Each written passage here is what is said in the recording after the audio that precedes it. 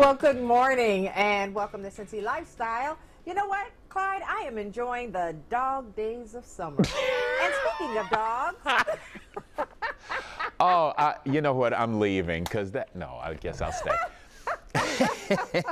Well, funny you should. That's the best I could do for a Wednesday. I know. Funny you should mention that, Mona, because continuing on the theme we started yesterday of cute animal tricks and cute animals themselves, we discovered a German Shepherd that should get an Academy Award. Her name is Sam. Look at her. She is just so full of personality, you can't believe it. But watch when she gives an Academy Award-winning performance of a dead dog. She's going to play dead here.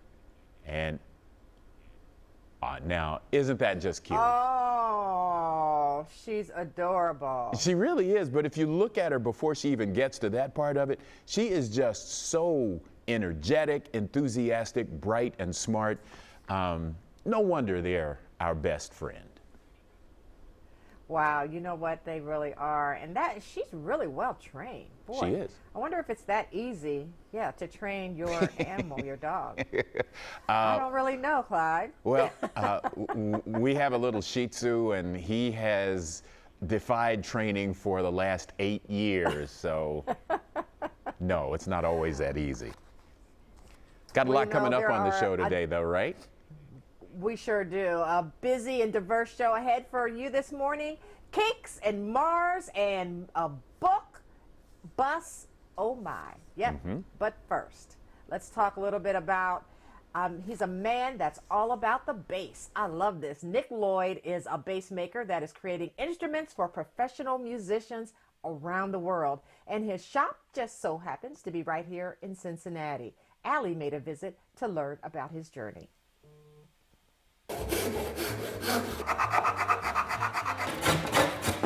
I grew up playing the double bass in the 4th grade.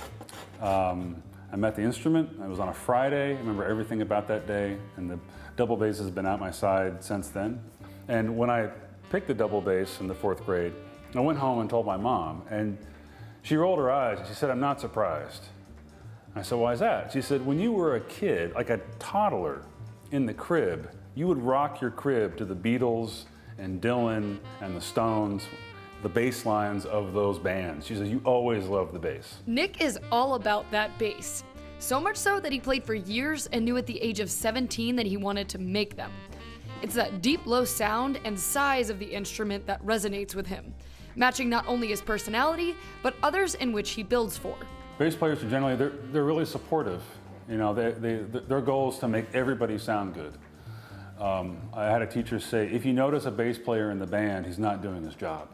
You know, the bass player is to back up the singer or the lead instrument. And yeah, they get solos now and again, but a great bass player should just make everyone sound good, like really nice wallpaper. You know, that's a great bass player. And bass players, they like hanging out, drinking beer, they're really down to earth. Violinists, they're nice, but they're not bass players. It's funny because Nick started out his career in instrument making with the violin. Less materials, less margin for error. But to really learn that craft of bass making, he moved to Utah to study with a great bass maker, learning the ins and outs and how to mold the instrument to become one with a professional player. I had a client describe it as like you could buy a Camry, which is a fine car, it's dependable, but when you buy a car like a BMW or a Ferrari or something, you just turn the wheel and the whole car goes with you. It's like playing your bass, it's just so responsive that there's no separation between the player and the instrument. It just becomes like cemented. And a really fine instrument, you grow into it and it grows with you, and there's this connection. Many of these instruments will even outlive the player, and Nick has had the opportunity to build basses for people around the globe, which then prompts the question, why build in Cincinnati? I wanted to live in a city that wasn't crazy expensive, like Chicago or Boston or New York. And you know, now it's like super hip to move to a Rust Belt city and open up a designer mayonnaise shop or something. But this is in 2000, and I just wanted a place that was affordable with a lot of music and a lot of arts, and I could live here affordably buy a home, build instruments, and I wouldn't have to worry about making a really high overhead. On average, Nick builds 2 bases in 4 months. And at the end of the day, his goal is to make sure that every bass sounds its best. Every day, show up to the bench and do the best job you can do every day. And when you do that, it'll reflect in the quality of the work. And then you don't have to be a used car salesman when you sell the bass. It's just like, here, this is the best work I could do. My teacher taught me that. And I mean, it goes with any discipline. It's just, you got this opportunity and enjoy yourself, but don't cut corners. Do the best work you can do every day. Any guy who can compare a bass to a Ferrari and pull it off has got to be cool. And he really was. Great job, Allie. Thanks. You know, writer Stephen King once said that books are a uniquely portable magic. And there's one woman who is delivering a little bit of magic wherever she goes. It's the Book Bus, a bookstore on wheels, and its owner is here with us this morning, Melanie Moore. Thank you so much for talking to us this morning. Thanks for having me. Great day. Absolutely. Now, you've been with us before, so remind us one more time how the Book Bus got started. Well, after teaching for 25 years, I decided it was time maybe to retire and pursue my dream of owning a bookstore. So I did a lot of research and did some studying and came really close to signing a brick and mortar. And then I decided, you know, I'm not sure if I want to be tied down. I wanted to travel with my husband. And I thought I wanted something more flexible, something a little bit more fun. So the night before I was supposed to sign the lease, I decided not to do that and just wait to see what idea or way that I could do this. Then I read Parnassus on Wheels, which was a book that's published in 1915 about a traveling bookstore. It was a horse-drawn bookstore. And my husband's truck was parked in the driveway. And I looked out and I thought, that's it. That's it. It's fun. It's cute. I could be flexible and have a lot of fun with it. So the Book Bus was born. Okay, so you're still operating in these difficult times now. What's it like having a mobile business of that type in this pandemic? Well, I'm not very mobile at the moment. So I do some private events. People have rented the truck for birthday parties or photo shoots where we can keep distance and masked and keep safe. But my public events, I have not done any public events since March. But I still have a very big online presence. In fact, my online business has, blown through the roof. So probably 90% of my business now has turned online while I wait for things to kind of even out with the pandemic and till it's safe to be out in public events. That's good. Briefly, what's popular right now? Well, the summer, any type of summer book right now. And I think, of course, the Black Lives Matters books have been selling a lot. People are interested in reading and learning and broadening their minds in that aspect. Also, people just like an escape in the summer, especially right now when things are stressful. So I have a few ideas. Do you want me to share them with you? One or two. We're just about out of time. So pick, okay. If you can point to the best seller. Okay. Well, I'll do a fun Queenie Malone's Paradise Hotel is a fun summer book if you need a little escape. And if you're looking for a thriller page turner, then I would go to The Guest List. Alrighty. Okay, so if people want to connect with you, how do they do that? How do they find the Cincy Book Bus? Well, you could go to my website, which is cincybookbus.com, or you can find me on Instagram or Facebook at Cincy Book Bus. All right. Melanie, thanks so much for talking to us and continued good luck. Thank you. All right, lipstick is the ultimate accessory. It makes a statement, it suits almost everyone, and can boost your confidence. That's why we're celebrating National Lipstick Day. And right now I want to welcome Barbara Kyle, a representative from Mary Kay. Thank you, Barbara, for being here. Thank you, All right, Mona. so what kind of options do people have? There's so many styles and types of lipstick out there. Yes, so there are many, many options. So to narrow it down, usually you want to go by your lifestyle, what time of day you're going to be wearing it, really your preference, and then also look at your skin tone. You know, do you have ivory or beige or a bronze skin tone? And then also what is a big plus if there's a way for you to try that lipstick before you purchase it and make a purchase. And that's kind of, you know, Mary Kay's philosophy is to try before you buy. So. Okay. All right. So what kind of things do we need to take into consideration? You talked about skin tone and things. I see people wearing lipstick that matches their outfit. Is that a Yes. good thing, bad thing, or what? It's a good thing. So skin or a lip color that would coordinate with your clothing color, perfect. Oh, wow. Perfect. So what kind of trends are you seeing now in lipstick? So there were pinks, and the pinks were either bold or muted. They had reds, and they have both a blue red and an orange red. Oh. And they also had some mauves and berries in there and a coral. So one of the pinks was Mary Kay's Paparazzi Pink. So it made the top 9 list. So that's kind of the trends right now. Wow. All right. So you brought a variety of Yes. colors and styles. So is this a liquid lipstick or this? So these are lip glosses right here. This is the lip glosses, and the rest are our different lipsticks that we have in the Mary Kay line. Some are matte, some are more shiny, and then some are more sheer. Okay. So we have a very wide range of lipsticks. Well, one lipstick cool thing. colors. Okay. Well, one cool thing about Mary Kay is that you work with charities. Yes. Tell us about it. So the Mary Kay Ash Charitable Foundation was founded by Mary Kay Ash herself. The 2 missions are to cure cancers that affect women and also domestic violence. So every year, Mary Kay awards major grants to cancer researchers, as well as there's a shelter in every state that gets a substantial amount of money from Mary Kay. Wow. Yes. That's great. Barbara, where can people get more information? Just marykay.com. They can contact me through there if they'd like. All Or right. their independent beauty consultant if somebody has a consultant already. Okay. Thank you, Barbara, so much for bringing this to us. Clyde. All right, Mona, thanks a lot. Coming up here on Cincy Lifestyle, a University of Cincinnati professor is helping NASA with its mission to Mars. We'll tell you about his role and what he hopes to find on the red planet.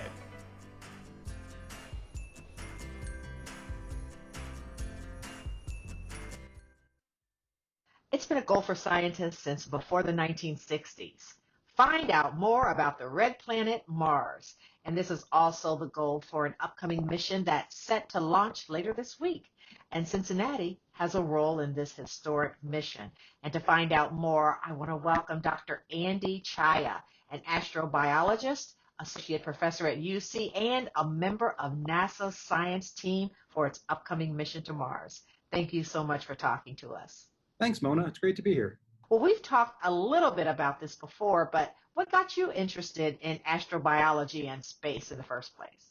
Well, I've always just been interested in, the possibility of life outside of Earth. I think that's an interest of a lot of people. You know, it was an interest as a kid, are there space aliens? And of course, we don't think we're going to find little green men or other things like that or little green people on Mars. But I got into it, I suppose, from looking at life on the ancient Earth, and and how ancient Earth was so different from the modern Earth, and so looking for life on other planets can be like looking for life on the early Earth can be like looking for life on another planet almost. Well, let's talk about this upcoming mission to Mars. How did you get involved with NASA?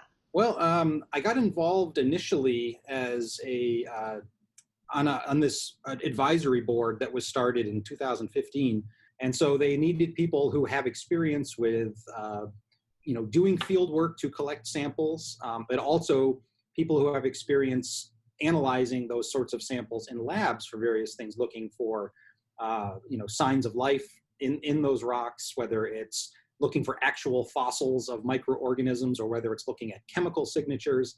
So I was part of that board.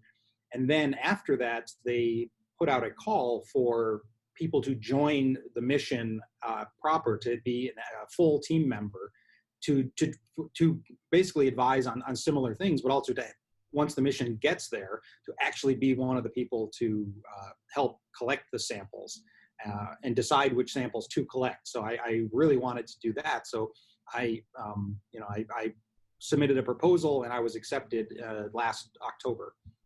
All right, what's going to happen on this mission and what are you hoping to learn? Well, so this mission has an objective to study an area of Mars, to understand its geological history, its climate history, and also to search for evidence of past life on Mars. Not to look for evidence of current life on Mars, which there may or may not be there. I mean, we don't know if any life was there in the past or now.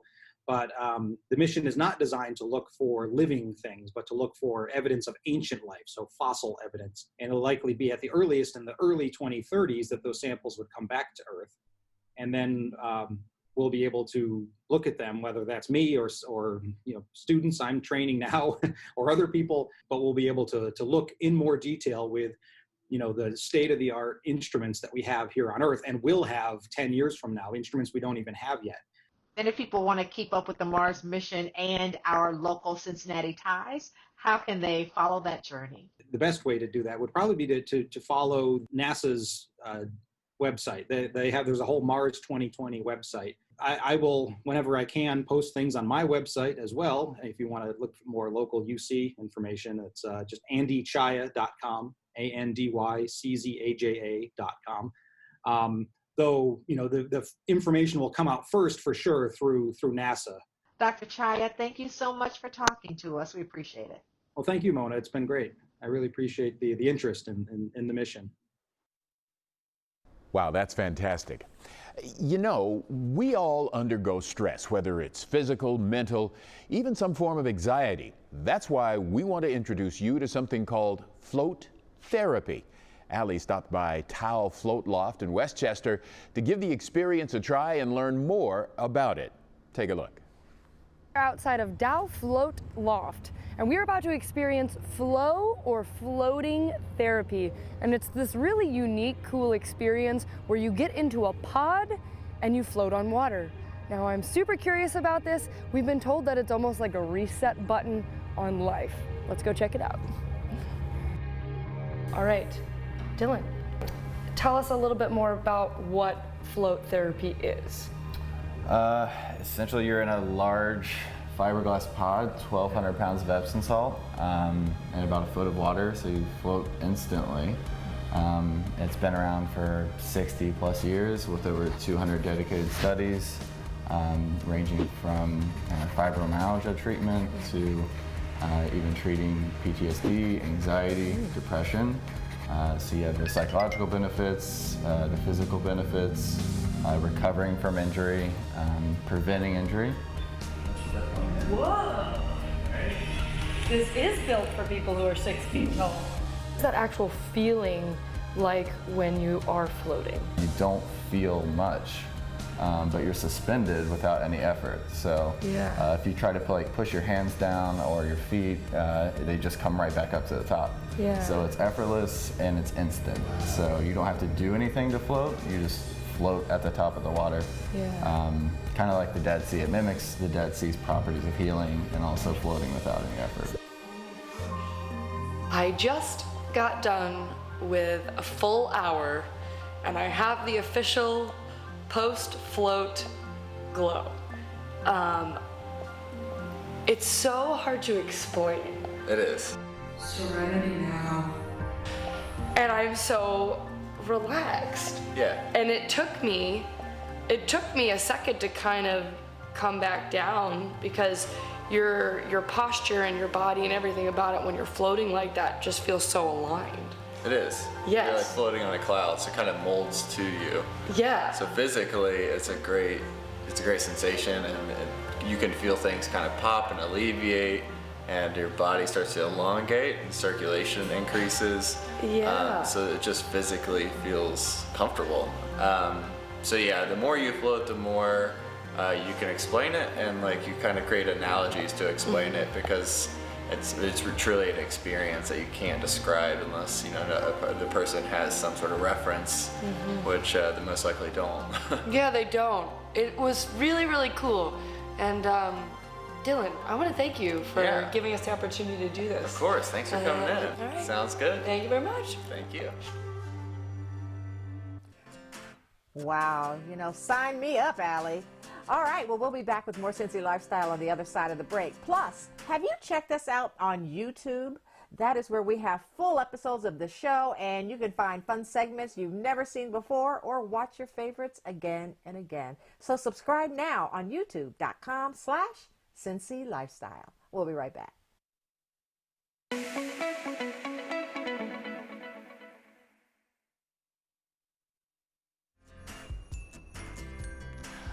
Folks, it doesn't get any better than this. You're seeing clear skies out there. That'll be pretty much the story today. Temperatures in the upper 80s and low humidity. So great times out there today. Coming up tomorrow on Cincy Lifestyle, restoring pieces of history. Our Cincinnati Art Museum is home to hundreds of precious works of art, and we're going to take you behind the scenes with their water restoration team to learn how they bring these gems back to life. It's going to be a great show, and I hope you will join us tomorrow. Absolutely, Mona. That is it for Cincy Lifestyle on this wonderful Wednesday. Beautiful day out there today. Hope you get out and enjoy it. And be sure, whatever you do, to make it a great day.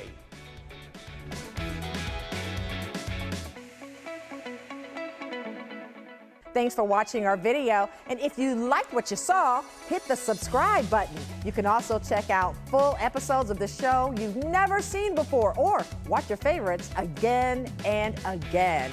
And as always, we love to say it, make it a great day.